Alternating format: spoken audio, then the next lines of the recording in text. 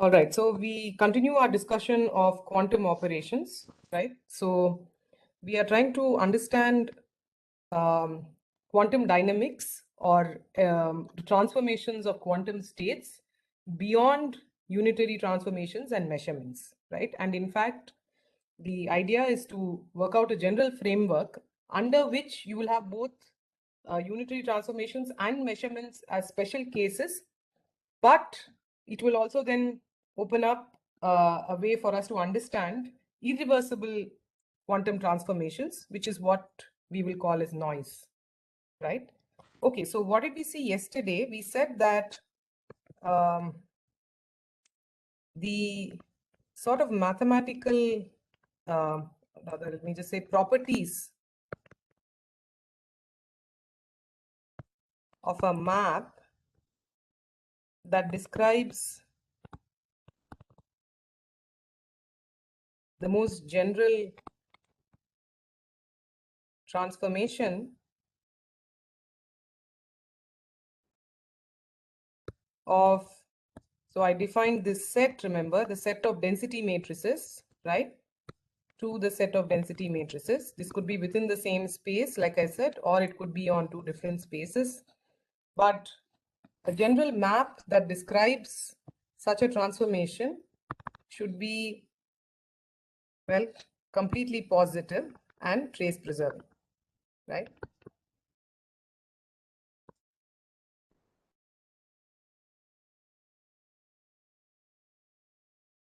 So there could be a map E that takes you from density operators to density operators. And the main constraint that we need to impose on this in order to make such a map physical, right? So when I say properties, these are properties that constrain it to be physical, right? So that it is a valid physical map, right? So that it can actually describe the dynamics or the evolution or the transformation of a quantum state, right? From physical consideration. So that is what led us to this completely positive and trace preserving, right? So if I describe such a map, then E of rho is positive. Not just E of rho, but E tensor identity on some bipartite system where rho is just part of a larger system is also positive, and trace E of rho is 1. Now, the last constraint, I just want to tweak it a little bit today, because where did this constraint come from? So if we looked at the examples of measurement and unitary transformations and so on, this is a constraint that dictates that the final state, right, E of rho, is also a density operator, right? The output is also a density operator. Now, where does this constraint come from? This comes from the fact that trace of a density operator is always 1. Now, where does that come from? This in turn comes from the fact that what I call conservation of probabilities, right?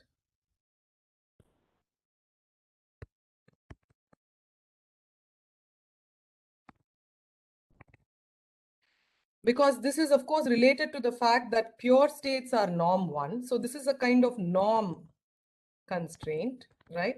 It's how you impose that pure states psi must be unit norm, right?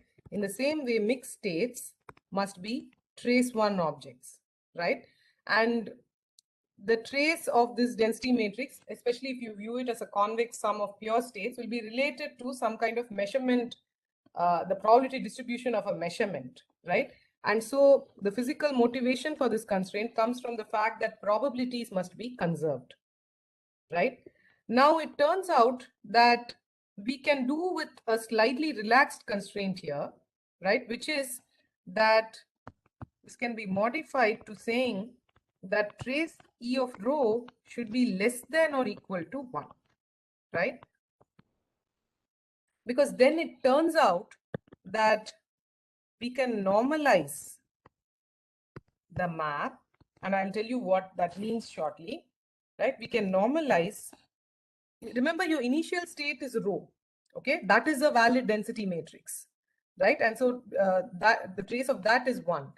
But if the output trace is something smaller than 1, right, then we can normalize the map in such a way that we get back to trace E of rho is equal to 1, right? So it suffices actually to have the trace of the output of the map to be less than or equal to 1 rather than trace equal to 1, right? So this property is what we call as trace non-increasing. So while the rigid constraint is trace preserving, one can relax it a bit to allow for trace non-increasing maps, right? And the fact that it must be non-increasing, or that the trace must be less than or equal to 1, has to do with the fact that ultimately one has to conserve probability. So while one can allow for a certain loss in this, right, which means that you're somehow summing to something which is smaller than 1, that simply means that you have not taken into account some other possibility, right? And so you can always add that possibility and normalize it so that the trace of the output becomes 1. However, if the trace increases, then that cannot be a physical map, because that you don't have any way of associating that with probabilities after that, right? So if it has to represent something physical, like a physical state at the end of the day, then you can always normalize it so that a trace non-increasing map can be made trace preserving, but then the constraint has to be that the map is completely positive and trace non-increasing. Okay, so this was the sort of discussion that we were having yesterday. So today I would like to talk about something called the Choi-Kraus Sudarshan theorem, which tells us that there is a nice way to represent such maps, because this is, like I said, very concrete. What is the nature of this map E? Can I really write down the output state if I give you an input state, etc.? Well, you can write it down using what is called an operator sum representation or a Kraus representation. So this is what I'll discuss for the most part today. So this is a representation theorem for quantum operations.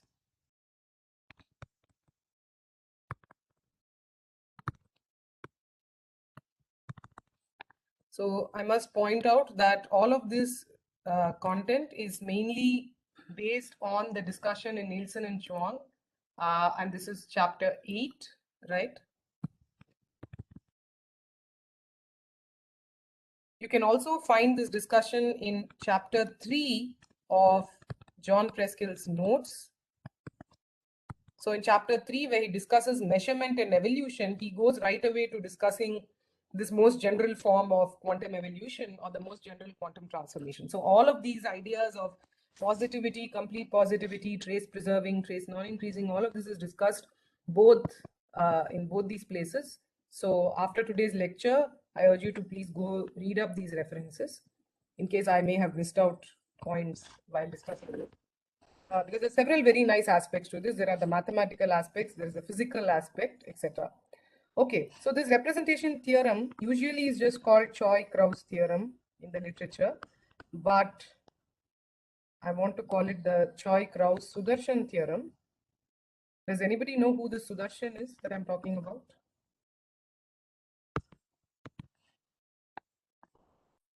Anybody? ECG Sudarshan? Yes, it is indeed E.C. George Sudarshan, one of the leading Indian theoretical physicists, or if you want to call him a mathematician also, of our times. Was worked on various aspects of high energy physics, quantum. Well, he to his end, to his last days, he was working even on quantum computing and quantum information and so on. Passed away a few years back. So it turns out that he is the only physicist whose name figures in this. Choi and Kraus are mathematicians, and they were interested in this problem from a mathematical point of view. That is there a nice way to represent such completely positive, trace preserving or trace non-increasing maps? George Sudarshan was interested in this from a physics point of view, and in a paper with collaborators from a place called the University of Madras or Madras University, which is just a stone's throw away from the IIT campus, they worked out this nice representation independently, and this was all done sometime in the 1970s. I won't date the papers. I leave it for you to Wikipedia this stuff and read the colorful history of this. But just to mention all this, okay? Right. So this is what the theorem says, right? It says that if E is a completely positive, I will state this for trace preserving maps, and then I will also point out how things change if it's trace non-increasing. But since trace non-increasing can always be made trace preserving, I will stick to talking about trace preserving without loss of generality, right? So if E is a completely positive trace preserving map or a CPTP map, then there exists a set of operators. Just think of them as matrices, if you will, because we're talking finite dimension all the time. Set of operators EI, okay, I going from 1 to some capital N. Okay, and remember, I'm always in a d-dimensional quantum system. I'm not restricting myself to qubits at any point so far. Okay, there exists a set of operators such that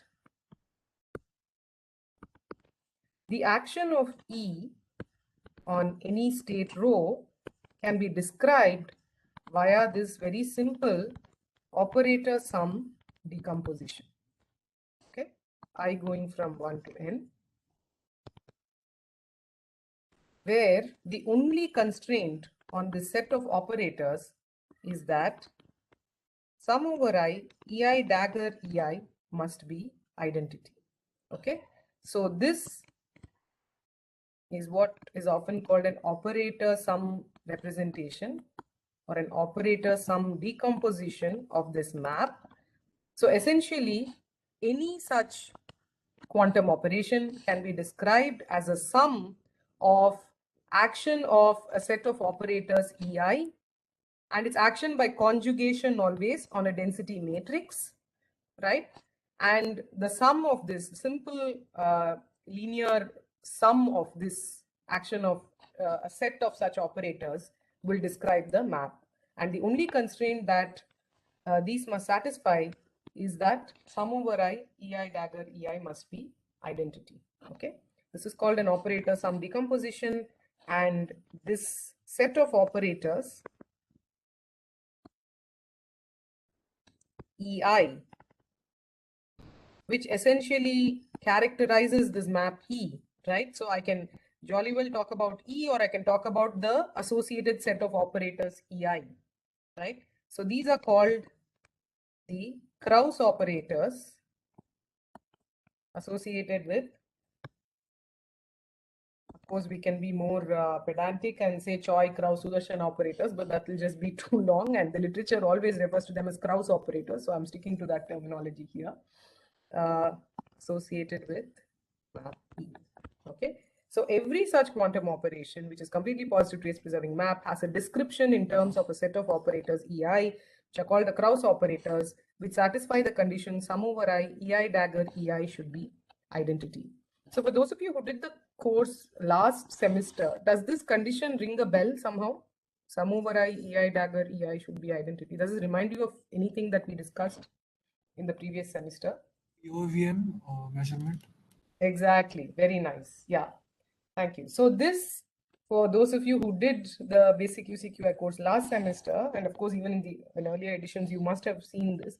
So this is somewhat reminiscent. So let me just note it here. I will formally also talk about how POVM measurement also fits into the same framework, right? So this condition, right? If you think about it, it is equivalent to saying, so remember I said when I have operators like this, so if I call this EI dagger EI as some operator MI, Okay, what kind of operator is it? This operator mi? Positive. Indeed, it's a positive operator, and so this is saying that there is some set of positive operators which sums to identity, and this should then remind you of the idea of POVMs, right? That is positive operator valued measurements.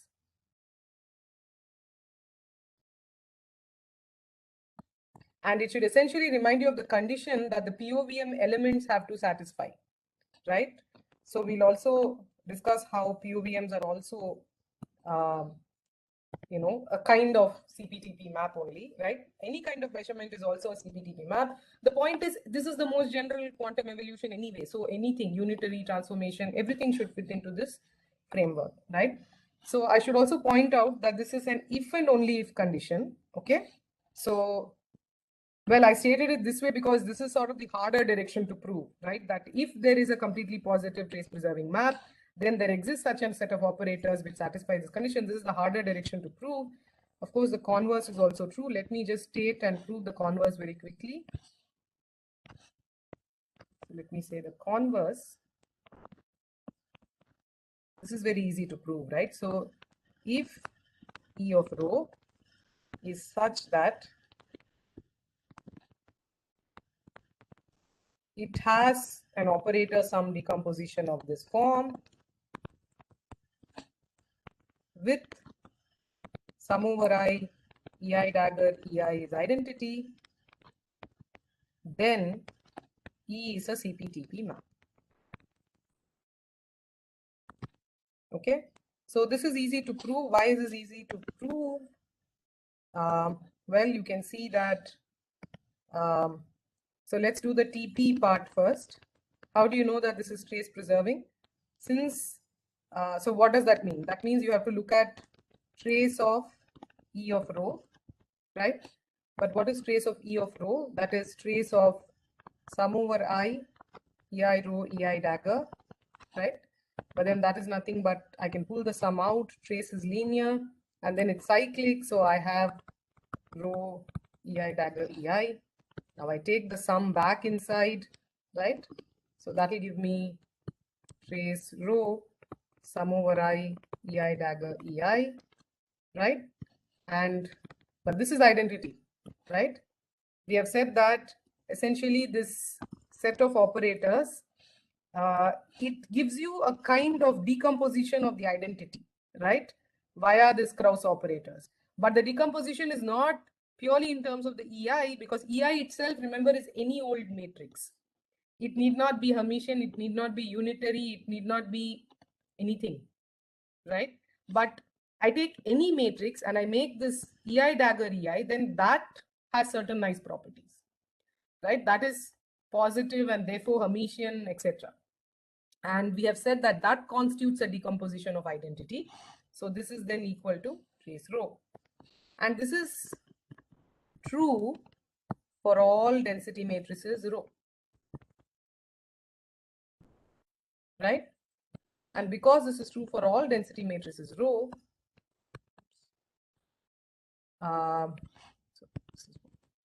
right?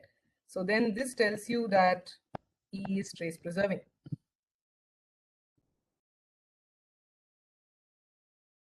So can you think of what will happen if E were trace non-increasing? How will that change this condition? So you see this sum over I, EI dagger EI being equal to identity is directly related to the trace preserving part of the map, the property of being trace preserving. How would that change if this were trace non-increasing? So the sum would be less than I. Exactly. So let's note this. E is trace non-increasing, then sum over I, EI dagger EI would be less than equal to identity.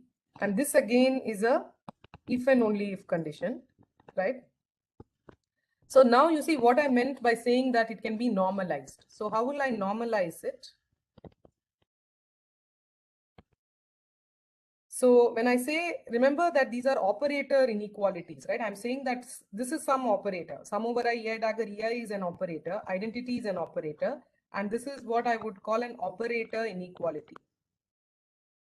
There is an ordering of operators.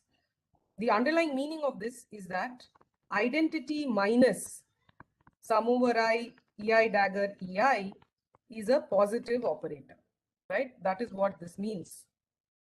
And there is a well-defined notion of positivity of an operator. So that is how we write down these operator inequalities in the first place. Okay. So now this is a positive operator. So I can consider its square root. So let me define an operator called ER or something, or E naught, let me say. Okay. Which is square root of identity minus sum over I, EI dagger, EI. Okay. And now consider a map to which I have added an additional operator E naught. Okay. Now if I consider sum over I, EI dagger, EI plus E naught dagger, E naught, then what is that? So that is a restatement of this equality basically, right? I take E naught dagger is the same as this, right? And then so this part simply gives me identity minus this. So this is equal to identity, right? So if I define this E naught, then I have this condition, which means I have a map which is E normalized, okay, whose Krauss operators are the set EI along with E naught. That's all.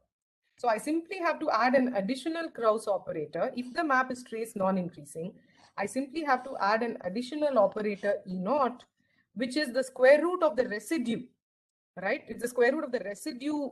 By how much does this fall short of identity? I can add that back in, and that gives me a this will be a trace preserving operator. Map, right? This will be a TP map. Okay. So note that the more general condition is to say sum over I, EI dagger, EI is less than equal to identity. But like I said, without loss of generality, we will stick to the trace preserving idea, because I can always do this. I can always define this E naught, which is going to make my map trace preserving. This is a useful trick which we will use subsequently in doing error correction and recovery and all that. Okay. All right. We have shown that if E is such that it has this form with this property, then it's a TP map. What about the CP part? So let's look at that. So this is the first part. So what about complete positivity?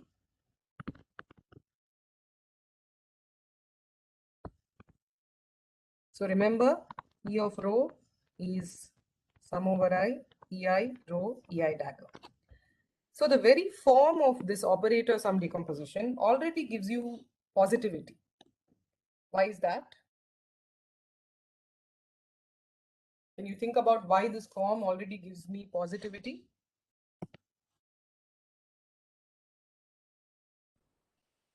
So recall that rho is positive. So I can take a square root of that operator as I described yesterday. It's nothing but the operator with same eigenstates, but whose eigenvalues are the square root of that, right? So I can rewrite this as sum over I, EI, square root rho, EI dagger, right? So this, I will again write it as AI dagger,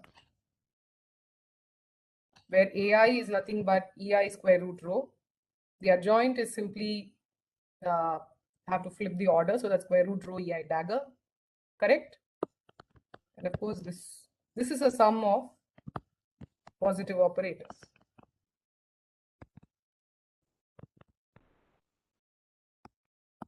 Is this idea clear? So remember that any operator of the form AI dagger or AI dagger AI is positive semi-definite, right? Okay, so this is a sum of positive operators. So that is done. So what we have shown is that E of rho is positive, right? So E is a positive map.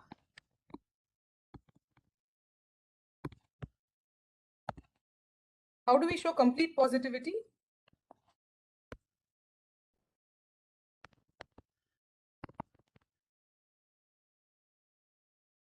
Well, the fact that E already has a Krauss decomposition or a decomposition in terms of such a set of operators means that if I write down identity tensor E or E tensor identity, right? I put this bold identity to indicate that this is an identity map as opposed to just an identity operator. Okay, I hope people distinguish that. That for maps, I use either these Greek symbols or whatever, these curly symbols, or this bold identity to indicate that it's an identity map. Okay, note that either of these forms, either of these extensions also has a Krauss representation, right? What is the set of Krauss operators you would associate with, say, identity tensor E?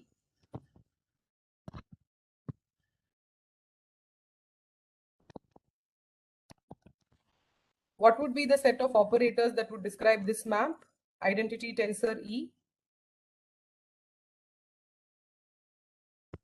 Identity tensor, the decomposition of epsilon. Correct, exactly. So I can now argue that identity tensor epsilon, or E as I call it, is nothing but this map with Krauss operators I tensor E1, I tensor E2, etc., I tensor En. Okay, and this is a map with Krauss operators E1 tensor I, E2 tensor I, etc., En tensor I, right? And then again, I go through the same argument, right? So what is complete positivity? It is to argue that E tensor, I tensor E acting on some row AB, or E tensor I acting on something else, where rho is the reduced state on either side. These should be positive. Any extension of the map should be positive. But since both of these have a similar operator sum decomposition, that's our starting point, right? This is the converse of the theorem. So we start with the operator sum decomposition. Then any extension of the map also has an operator sum decomposition, and therefore these are positive by the same argument as above, right? The same argument that gave you that E is positive now tells you that any extension of E is also positive. And therefore, we have shown that the map is completely positive. Okay? And so putting these two together, E is indeed CPTP. Is this set of arguments clear? Ma'am, I didn't understand one part about this. Yeah. So, being like being completely positive versus being just positive, like how would that affect the quantum system? How would that affect the quantum system? Meaning, As why? in being just positive and being completely positive. Yeah. So the reason you need the complete positivity constraint is because there are maps which are positive and not completely positive, right? That's the example I was trying to give yesterday, that there are maps. So there exist maps that are positive, okay, like the transpose map, right, which is basically just doing the transpose operation, right, that are not completely positive.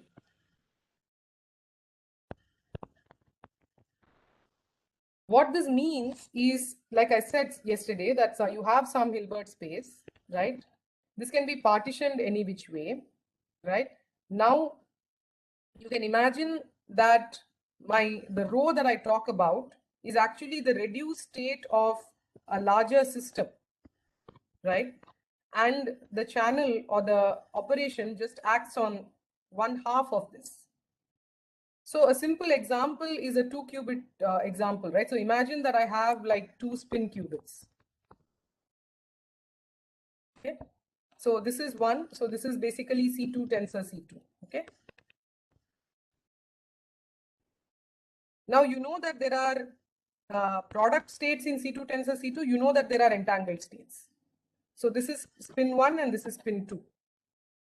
There could be an operation that I conceive of which is only on spin 1, right? I can all the time talk about unitary operations on just one qubit. But when I talk in this more general framework of a map, then if I do this map on one half of a system, the evolution on the complete system also better be a valid evolution. It also better be a valid transformation. With a single unitary transformation, this question doesn't arise because I have U acting on 1, automatically its identity on 2, and this is also unitary, right? So if U is unitary, then U tensor identity is also unitary. Similarly, identity tensor U is also unitary. So that takes care of this problem as far as unitary transformations are concerned. Similarly, with measurements, you can argue this.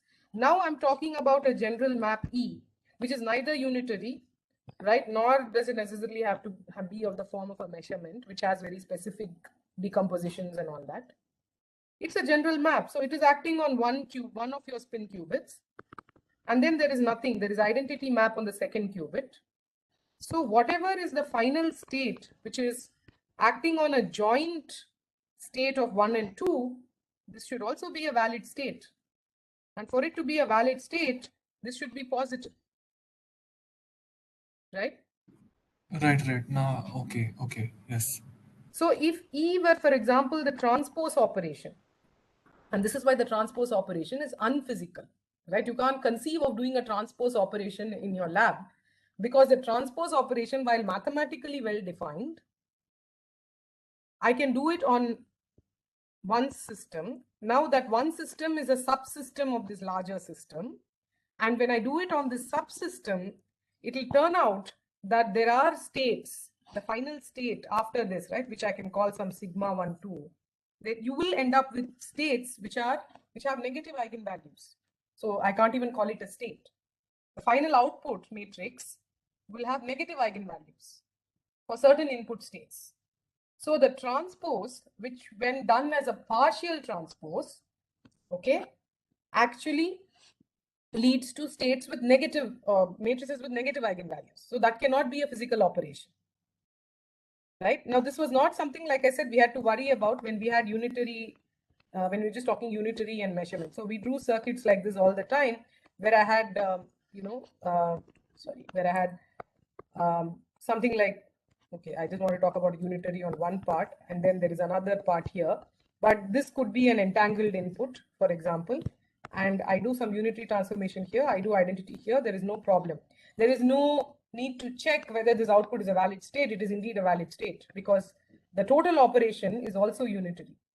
But if I were to replace this with a map, a more general map, then the constraints we are imposing, which is that E is positive and trace preserving, do not guarantee that E tensor I is positive. And that's why we need the constraint of complete positivity. Okay, so I hope Yes. that's clear. And we will do some example, like I said, in the assignment, I'll give an example of positive versus completely positive. So you can look up the discussion in box 8.2 in Nielsen and Chua, okay, where they describe this transpose operation and they show you how there are certain input states for which the transpose operation leads you to an output which is not a positive matrix, okay, for a joint system, when your system is part of a larger system. Okay. All right. Any other questions? Ma'am, can you explain the completely positive part again, the last proof? Like, I understood the positivity condition, but how do you apply that for completely positive? Yeah, it just follows from, see, here we are doing the converse of that theorem, right? Where we are starting with this kind of a decomposition. If you start with this kind of a decomposition for the map, then any extension of the map, which is like I tensor E, or let me say E tensor I, which is what I've been using by and large, I think, right? What would be E tensor I on rho? This would be something of the form EI tensor identity and EI dagger tensor identity, right? So now I must say rho, so let me again put labels. I can either put AB or I'll put 1, 2, right? To say that there are now two systems here, like I said here, you know, think of 2 spin qubits or 2 qubits, if you will. There is system 1 and system 2, right? And now I'm talking about a joint state of system 1 and 2, okay? So a joint density operator, and the map is only acting on one of the two subsystems, right? And complete positivity means that even if this is the case, this final matrix or this output should be a positive trace 1 operator, right? And since E1 already comes with this operator sum decomposition shown here, this extension map also automatically comes with an operator sum decomposition like this. So this should be rho 1 close. Since E comes with an operator sum decomposition, any extension of E also comes with this operator sum decomposition. Is this idea clear? And that's about it. And you know, these are all now, I can repeat the same argument. I can take the square root of rho 1 to remember the input is a valid state, of course, right? So I can take the square root of this. I can argue that this is also of the form, you know, some mi dagger, and therefore this is positive. So any extension of E acting on any joint state is also positive once E has an operator sum decomposition. So the crucial part is this form of E. That carries over in a very simple way for any extension of E. Okay? So that's what complete positivity. Okay, cool.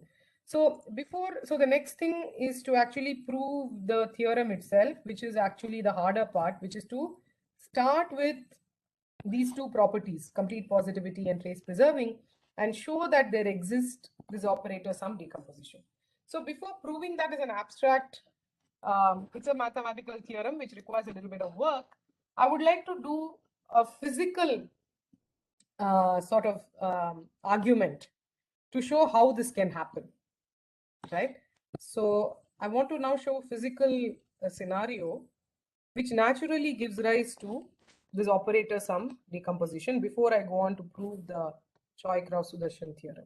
Okay, so a physical scenario for the operator sum representation.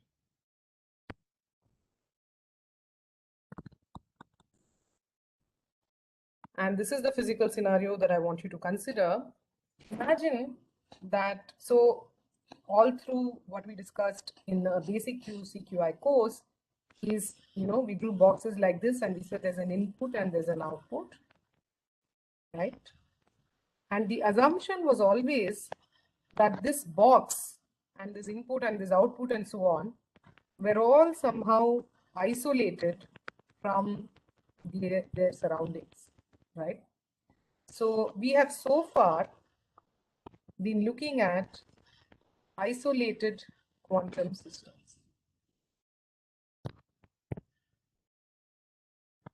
So these are also called closed quantum systems.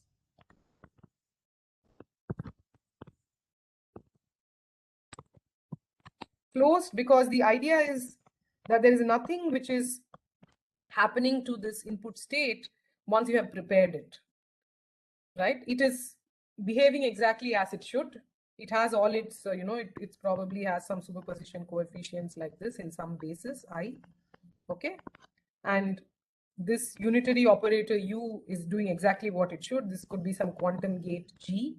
And then there is the output state, which is G acting on psi. And all of this is somehow happening in a vacuum, right? Because all of this is ideal. There is no dissipation. There is no loss, right? This is what we call an ideal quantum system, which is a closed quantum system. But now I want to consider a scenario where we have an open quantum system. And this is indeed the much more realistic scenario, right? Where I do prepare some input state psi, okay? And I would like it to undergo this gate, quantum gate transformation and so on. But this state psi does not exist in a vacuum. So to draw a very cartoon picture of this, I will say this is the single quantum system, okay? But my system is not in isolation. The system is interacting with its surroundings, which are often called a bath or an environment. So the thermodynamic terminology is to say bath. The dynamics people will say environment. The quantum dynamics folks will say environment. You can think of this as a bath or a reservoir or an environment. And this is what is true of every system that is prepared and that is manipulated in a lab, right? And I've drawn this box bigger to say that this bath or this environment typically has many more degrees of freedom than the system itself. Remember, most of the time when you're looking at IBM Q, and I hope all of you did that assignment where you went and manipulated states on IBM Q, you would have realized that these states actually don't behave the way they should. If you had actually run a task, you will realize that you don't exactly get the probabilities that you're supposed to get, because these superconducting qubits are just two-level systems. They have only 2 degrees of freedom. But this environment or bath could sometimes even have infinite degrees of freedom. That's why it's a reservoir. And the system can never be really isolated from this environment. But what can be modeled as a closed system is this joint system plus environment. So if I think of a Hilbert space for the system as H sub S, I can write down a Hilbert space for the bath or the environment as H sub E, okay? And the system plus environment, which will be represented by HS tensor HE, together is a closed system. But the system itself, the quantum system of interest, which could be your single qubit, for example, with 2 degrees of freedom, that is no longer a closed quantum system, that's an open system. But because we still have this leeway that we can say that system plus bath or environment is like a closed system, then I can argue that so long as I now treat this as a bipartite system, right? There are 2 Hilbert spaces that I associate with. This is the quantum system of interest. This is the bath or the environment, right? That's what this represents. That's what this represents. This could typically just be C2. This could be something which has many, many degrees of freedom. It could be like your radiation modes, right? It could be like the thermal energy around, which typically is like a multi-dimensional system, typically of infinite dimensions, right? So now I have to think of this scenario where what actually undergoes this kind of ideal unitary evolution, which we modeled as a quantum gate, is actually the joint system. So this is system and this is environment. Together, they could be evolving according to some unitary, which I write down as U sub SE. But now system alone does not undergo unitary evolution, right? When in this kind of a scenario, right, where you have prepared a quantum state, and this could be a pure state, or it could be a mixed state or a density operator. You prepare the state is not going to stay the way you prepared it, right? You threw it into some superposition, say you made a plus state. So like I said, the simple task on IBM Q, you make a plus state, you go measure it, and you'll find that the probabilities are not exactly 50-50. Because in the time that you have prepared this by acting a Hadamard or whatever, and then the time that you measure, the system has transformed. And that transformation is what we are trying to model. And the reason the system has transformed is because this single qubit is all the time interacting with its environment, and it's interacting with the environment via a unitary transformation, because system plus bath is like a closed system. The evolution of the joint system or the transformation of the joint system is a unitary transformation. So now the question is, how do I describe the output state of just system alone? Because the environment degrees of freedom are something that we have no control over. What we control is the system, whether it's in the pure state or a mixed state or whatever. So what is the output of the what is the output in this first register, the so-called system register, without paying attention to what happens to the environment, right? So the system in itself is undergoing some dissipation, some loss of energy. You can think of this as thermal dissipation, but this loss of energy in our case translates to a loss of information, right? Because, so let me write down a few words here and we'll understand these words over the next few lectures. So system in this process undergoes some dissipation, that you will all agree with me.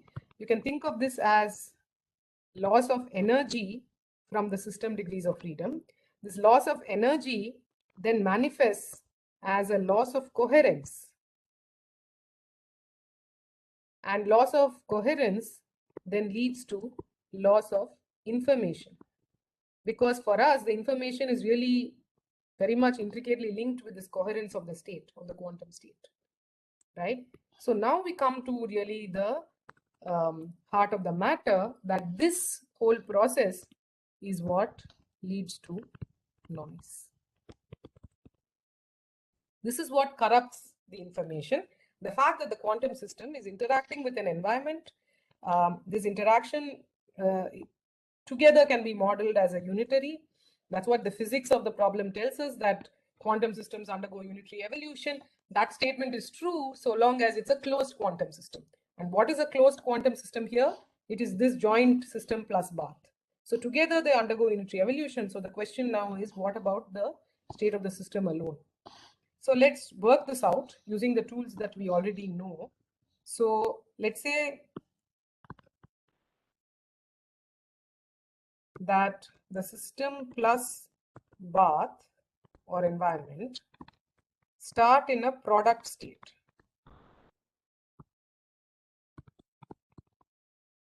Okay.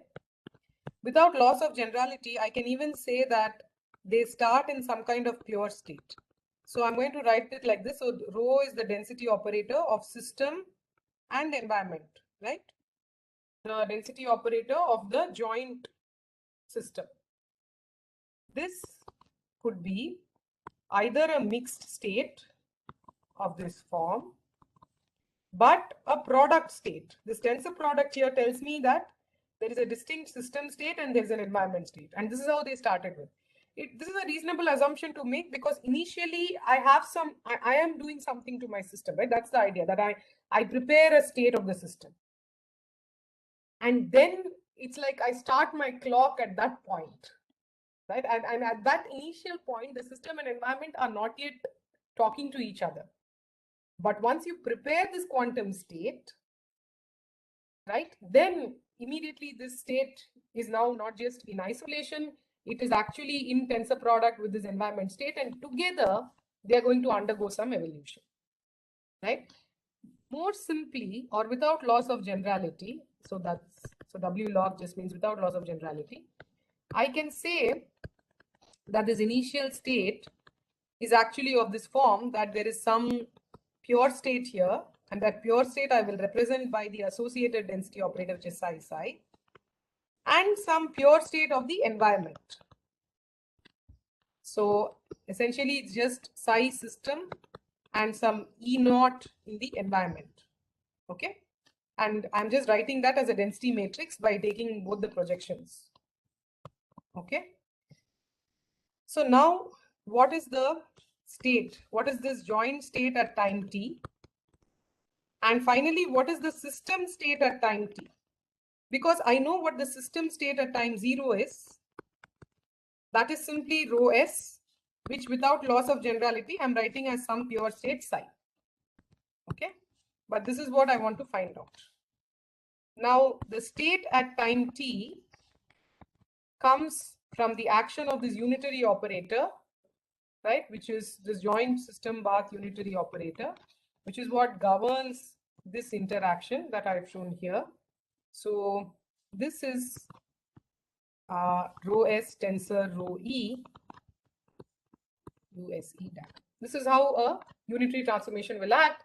I'm just putting the labels here to show that this is a unitary which is a big unitary on both system and environment together, right? So there are collective modes here or collective degrees of freedom here that get activated by the action of this unitary. How do I now get the system state at time t? How will I get back to rho S? I have the joint state. How do I get the marginal? Sorry? Partial trace. Partial trace, exactly. So now to get to system state alone after time t, I need to use the partial trace.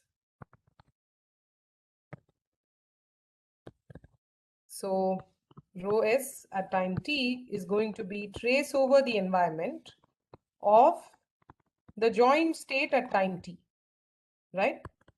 Now, where is the time sitting in this? Well, that is actually sitting in this unitary, right? So those of you who have done some physics courses know that this unitary is something which looks like the exponentiation of a Hamiltonian, and there is a time sitting in that exponent. And that time is what I'm talking about here, right? And this is pretty much the only time that I will refer to time as a parameter. The rest of the time, it is hidden for me. Okay, once I go back to that map picture, the time is sort of hidden for me. Okay, but now I just want to note that there is a physical motivation for this very abstract exercise that we are doing, right? Okay, so trace over the environment of what? Of this unitary USE. And remember, I said we can stick to pure states of the system, and it's pure product state, right? This is a product state of system and environment. To begin with, there was no interaction between them. That's the sort of assumption that we make. So I now have to trace out over the environment. Now tracing out, this is a partial trace. So I have to pick some basis for the environment. Okay. So the basis that I pick, right, for the environment, I'm going to construct a basis starting from this initial state E0 of the environment. So this is often called an initial or a fiducial state.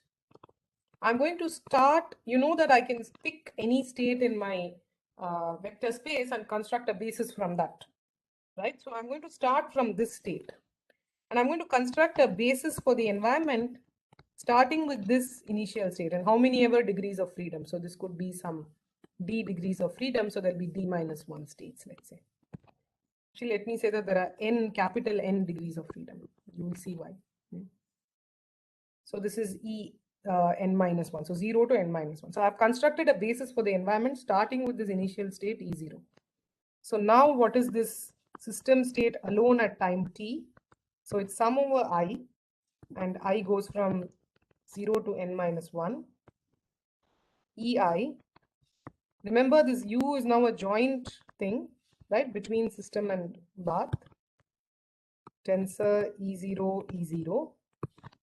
And then there is on the other side USE dagger, and then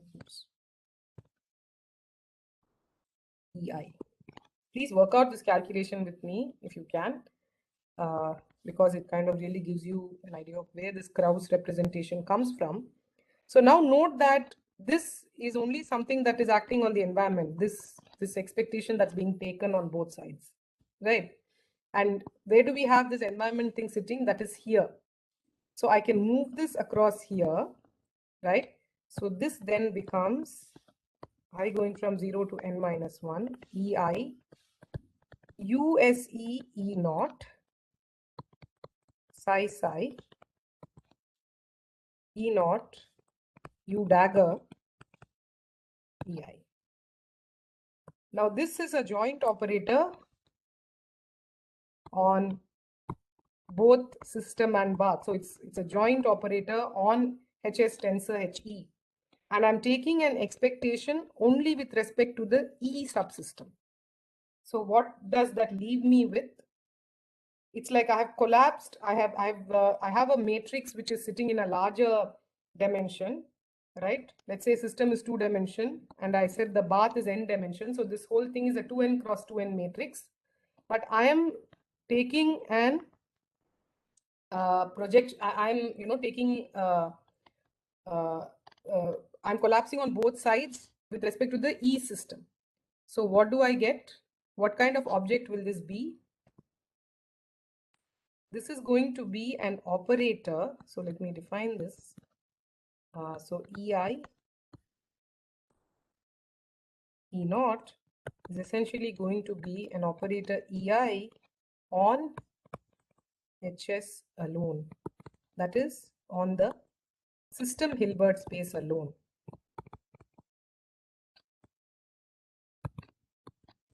Right? Because you can imagine that I have a larger 2n matrix, and then this is an n dimensional vector here, right? I've acted it on an n column vector, and this is an n row vector on both sides. So that truncates it for me into a 2 cross 2 matrix, which will act only on the system space. I'm giving some specific numbers just to give you a visualization of this, right? So then what is sitting here? What is sitting on the other side?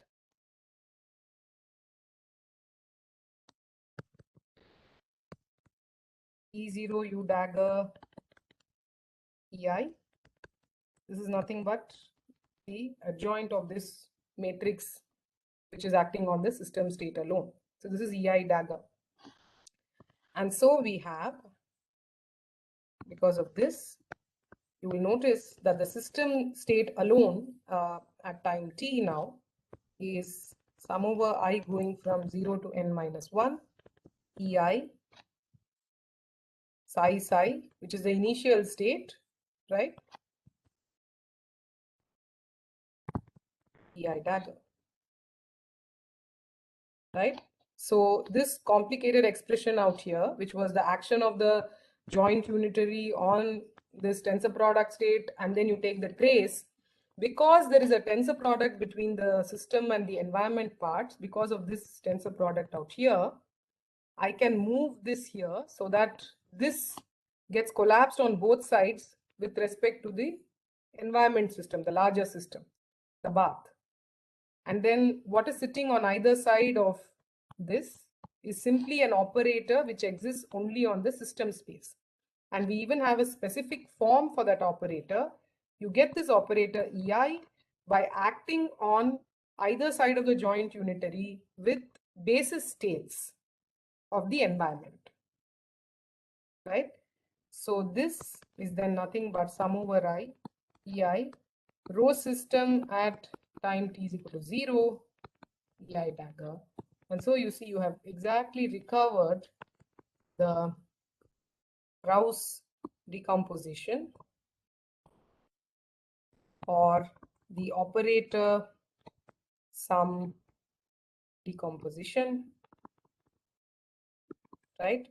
And so the system evolution alone, so the evolution or the transformation of the system alone is described by a map E of rho, which is simply sum over I, EI rho. And so we've already seen that this kind of a map is nothing but a CP map. At the very least, it's CP, it's completely positive. Now, how do I argue that it is also trace preserving? Well, it is trace preserving if this property is true. So let's check for that. So now, what about the trace? Well, sum over I, EI dagger, EI. This is now sum over I. EI dagger is what? It is this. So there is E naught, U, EI, EI. So let me write this out in the next line actually, so that I have enough space. So this is nothing but, this is how I've defined it, right? It is the expectation taken of this joint unitary operator only with respect to the one of the two subsystems, only with respect to the environment subsystem. So Maybe the dagger is the other way around. Yeah. So this is EI dagger EI for you. So how do you evaluate this? Is this identity?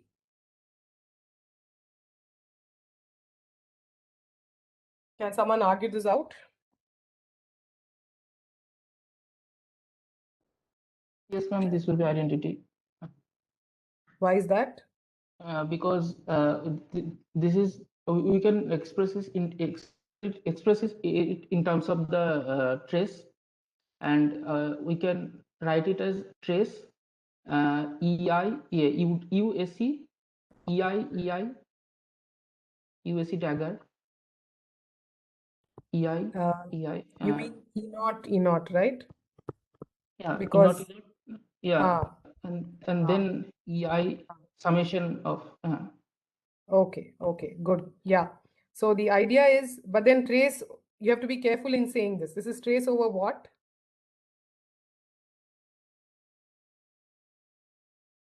Trace over both system and environment, trace over system, trace over environment. What is this a trace over? This is trace over environment only. Okay, that is important because you better end up with an operator at the end of this and not a number, because I have on the left a sum of EI dagger EI, where EI are all operators on the system, right? So yes, I can I can flip these two these are both, things that I can reorder, but actually, yeah, I mean, Saurav, this is okay, but a better proof. Okay, let me write down what Saurav said. So there is, so his argument is that you can sort of reorder this, right? And then write it as a trace, but it's not quite right to reorder this way, because this object, like I said, is not a number. Okay. If this were a number, you can do this. So is that clear, Saurabh? So this is not a number. So I cannot, so in order to write this as a trace, I have to write this as EI something EI and then sum over I. But I cannot write this like this, because that will mean that I have to change the order of these two things. Okay. And each of these is not a number. It's a matrix. It's Yes, like, ma'am. yeah, so you cannot actually do this. So this argument will not work for this reason. So how do I argue this? Can we sum IOI inside the EI and make it identity from the completeness relation? Yes. Correct. Good. The other Saurav has got it. So this you can always do, right? Because everything is linear out here. These are all linear transformations. You can take the sum inside and you can do this.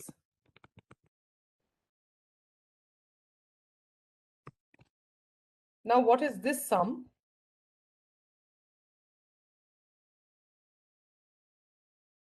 Yes. This is identity. Identity over what? Over system. It's not system, environment.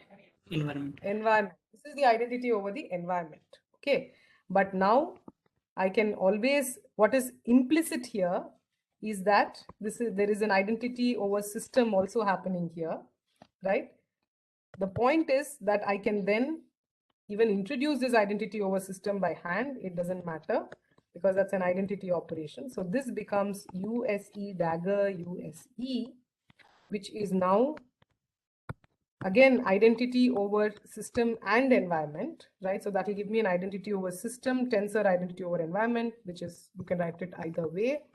But then I'm taking an expectation on both sides with respect to the environment vector. So once again, the same argument, I have a joint identity.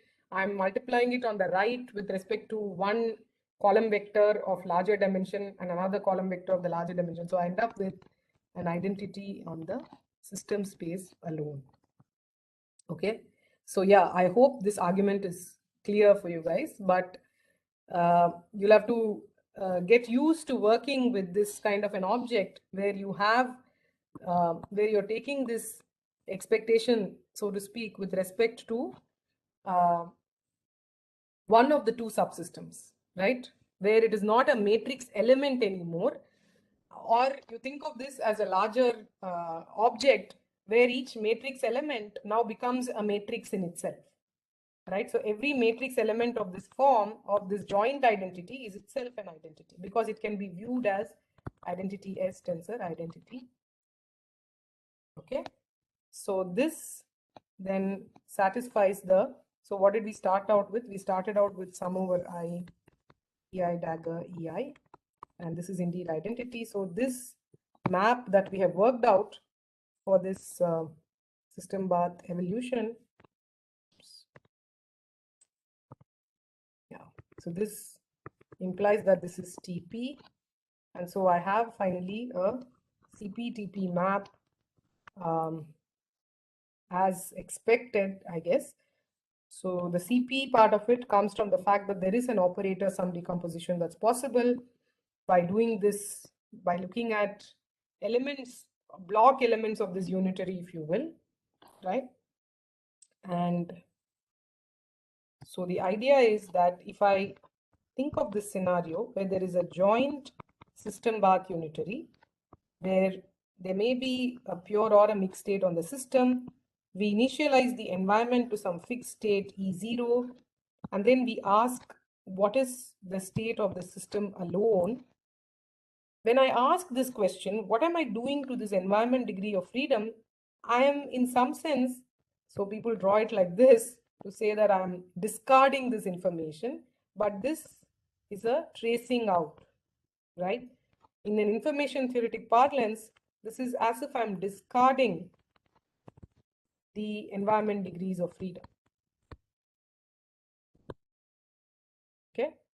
And from a probability point of view, it's like saying that I only have access to the marginal distribution. I'm only interested also in the marginal distribution. So I want to know what is the marginal, how does this marginal transform, right?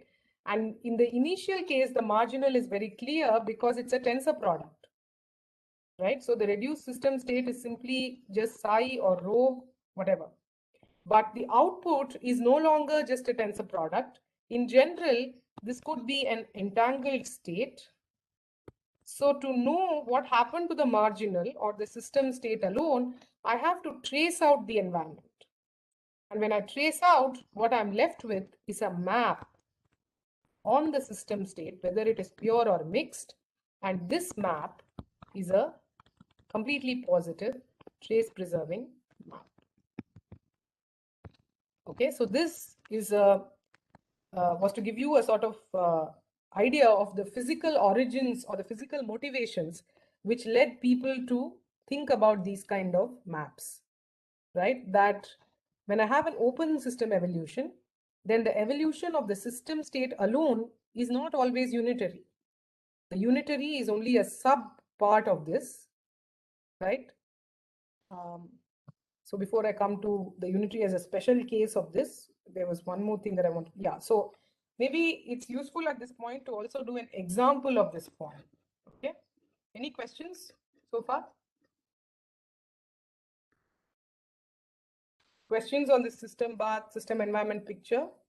Is it clear how this operator sum decomposition comes through from this? Can you explain the identity part in the last steps? That part. Yeah. Can you explain the identity part? Like, how is that for both system and the environment? So this, Sum of okay. EIs, yeah. So you're saying this part here, right? So this is actually identity on the environment, correct? But the point is, it doesn't matter. What is here is an implicit identity over the system.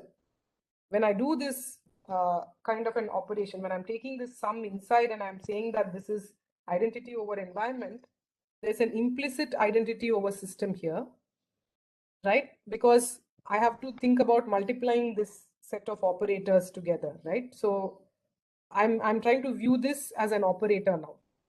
And it is an identity over environment, no doubt, but this is a joint system bath operator. This is a joint system bath operator. So what is the operator here in that sense? It should be identity on system, tensor identity on the bath. Right. Okay. Implied, yeah. And then the unitary property just gives me an identity finally. And since I'm only projecting down to the environment I'm tracing out, or I'm making an expectation with respect to the environment, I end up with an operator which is identity in the system. Right. Okay, thank you. Yes. Yeah, sure. Okay, so I will just leave you with a circuit which we will work out maybe in Monday's class, but you can do this as homework, right? Which is an example, and one of the simplest examples you can think of. So last semester we worked with C0 gates all the time. So let us consider a simple example where the system bath unitary is a C0.